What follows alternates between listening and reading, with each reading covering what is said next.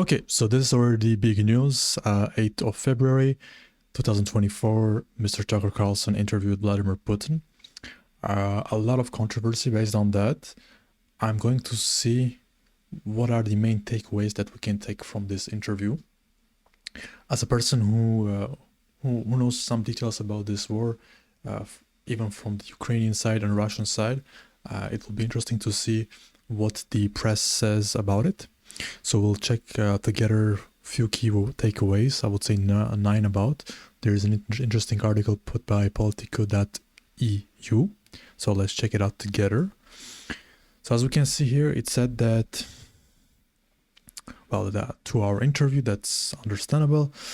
However, based on what they are saying, it didn't do anything interesting, meaning that Tucker Carlson didn't go really in depth about the war, about keeping the person Putin accountable for the war.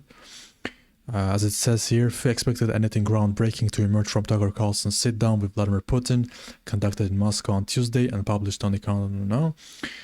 By stirring inside the Russian president actual war aims or hold him to account for his brutal invasion of Ukraine.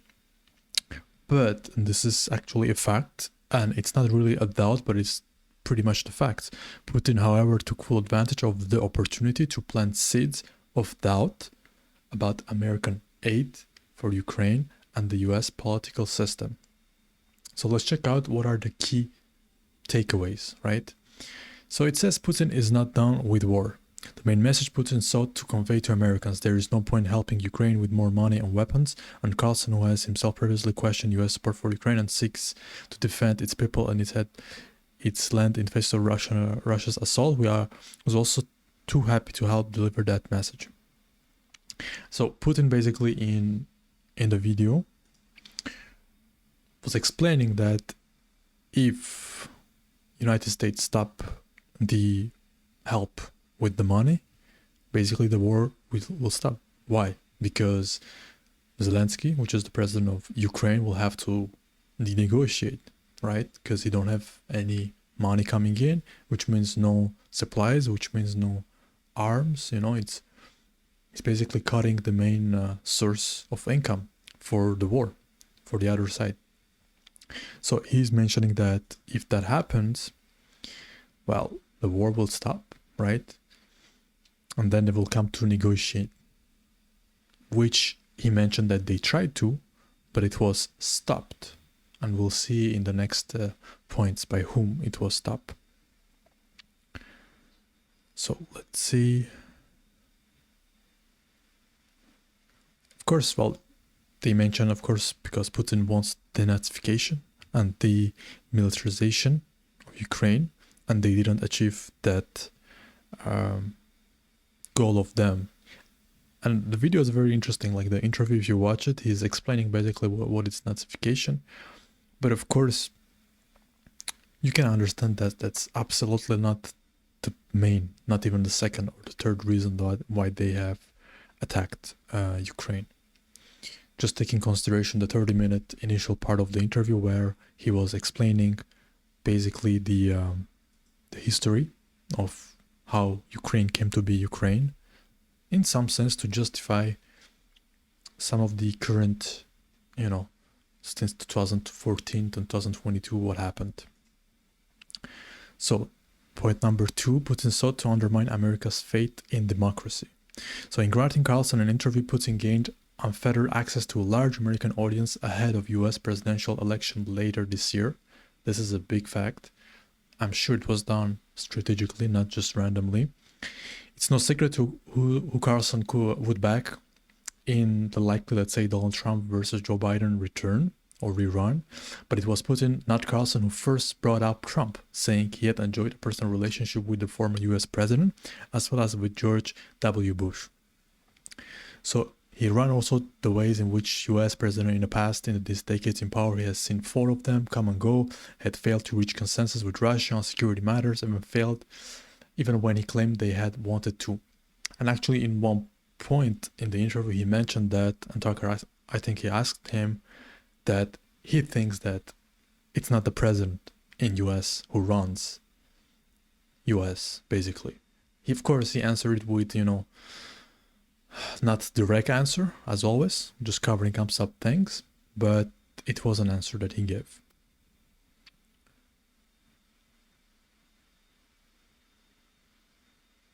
Well, you see here it says the point he was making is the US political system is, to borrow a phrase, an untrained swamp, and American democracy an illusion.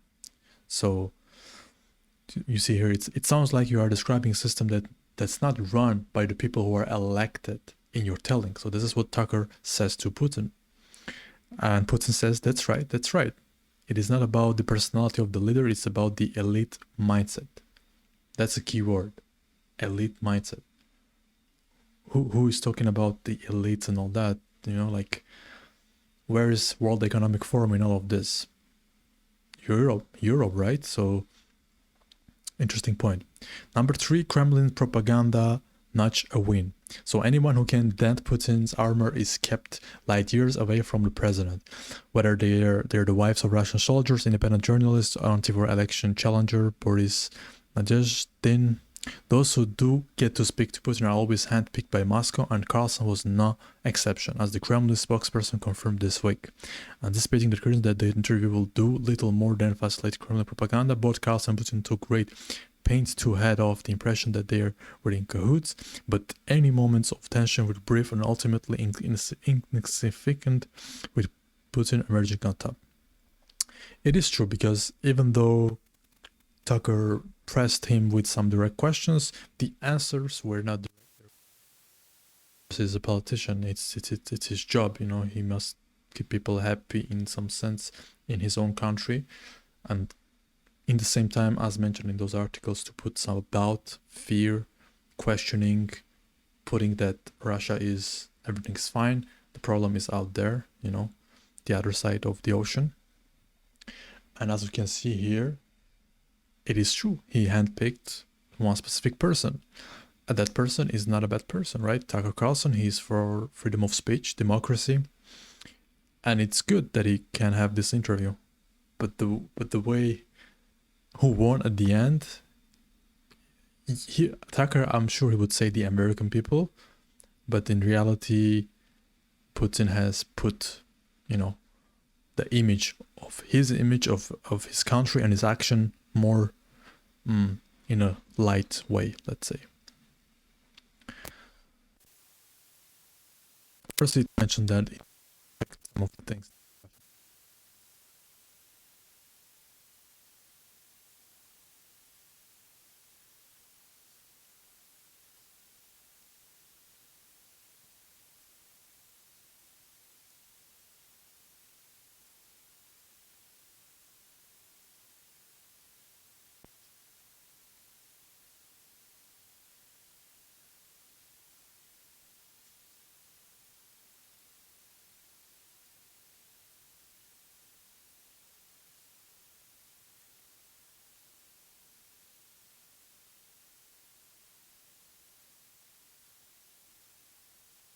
Putin is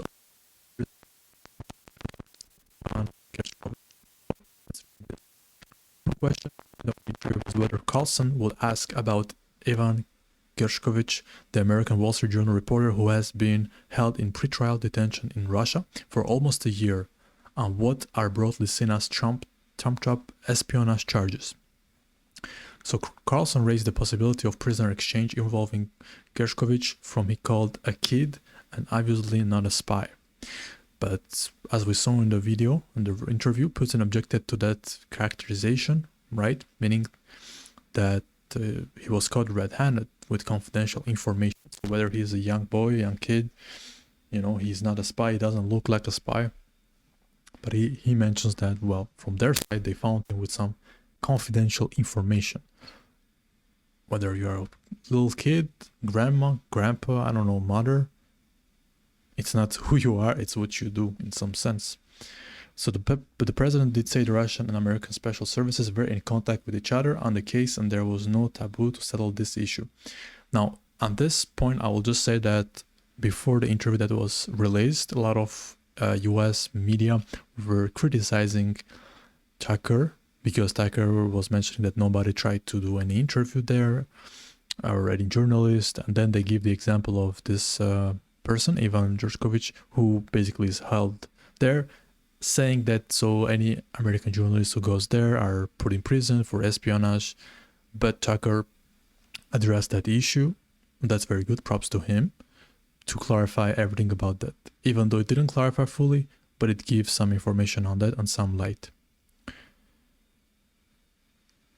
So, okay, but doesn't say Russian American special forces, okay, they are in contact. Number 6, US-Russia channels of communication remain open. So, this was funny. Actually, this was very funny. Tucker asked if he remembers when was the last time he spoke to Mr. Joe Biden, President of the United States, if you didn't know. And Putin said, I don't remember. And then you see Tucker laughing strongly. Why is he laughing? Well, because Biden is the one sending the billions of dollars, right, to a country who is in war with Russia. And in this last 2 years, since the real war started in 2022 February, Putin confirms that he didn't speak with Joe Biden. He spoke with him before that, and from what he's saying, he told him that this is going to happen, don't do this, don't do that. But since then, he didn't speak to him. This is crazy. This shows actually that US doesn't want this thing to end. I mean, hey. And it shows also that Russia is open to communication, which was basically his whole point to explaining and mentioning this. And here we can see. So it said, Putin claimed not to recall when he last spoke to President Biden. Do I have to remember everything? Putin mused, and I have my own things to do. We have domestic political affairs. I asked why he hasn't spoke with the US counterpart. Putin said, why would I call him? What should I talk to him about or beg him for what? And he added, certain contacts are being maintained when it comes down to a line of communication between Washington and Moscow. Okay. Number 7, Tucker has a lot of time for Putin. At just over 2 hours, the interview recorded in Kremlin on Tuesday was the second longest Carlson has ever published. Interview, okay. Still, Putin didn't quite get into 147 minutes given to self-described misogynist and accused him of trafficker, entertained, better luck next. Well, this is not an important point. Number 8, Putin wants to blame the US for the Nord Stream blast. So technically, directly, he said to him, it's you guys, not you, Tucker, like you. Just took it as a joke and all that. But I mean, I think it's not a secret anymore who did it. And Putin that did mention that, okay, you gotta see who was interested in doing that. And number 9, the interview's most WTF moment.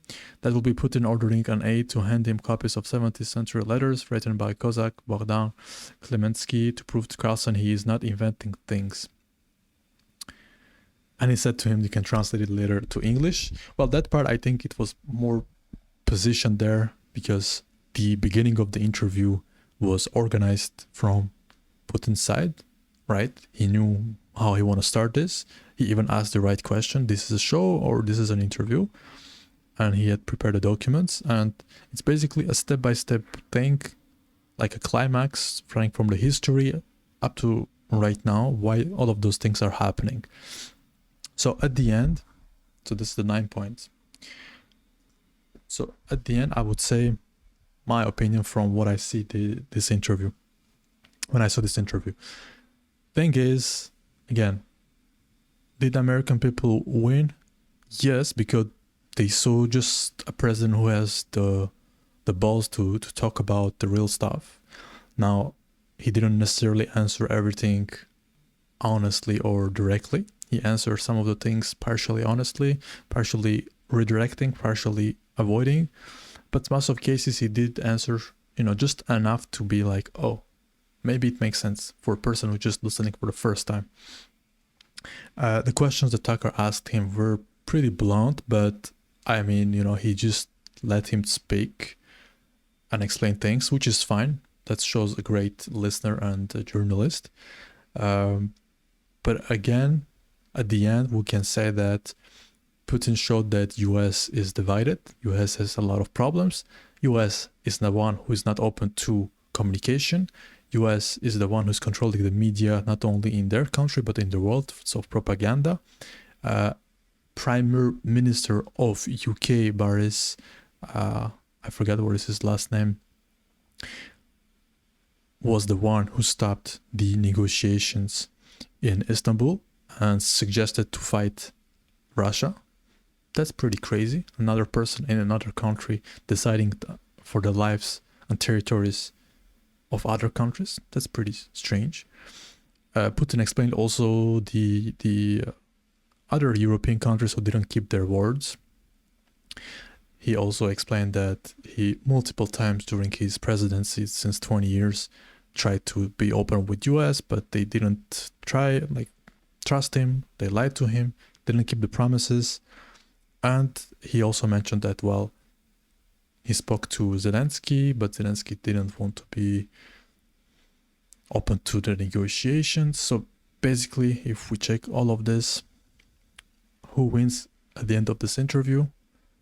I would say 75% Russia and the image of their president, and the rest it will be the US citizen who get a little bit more informed and who see some form of real president, let's say, in comparison, of course, to the president of the United States currently. So this was the 9 takeaways and some input from my side.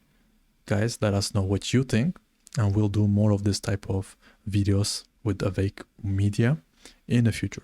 Thank you for listening. Like, subscribe, and share.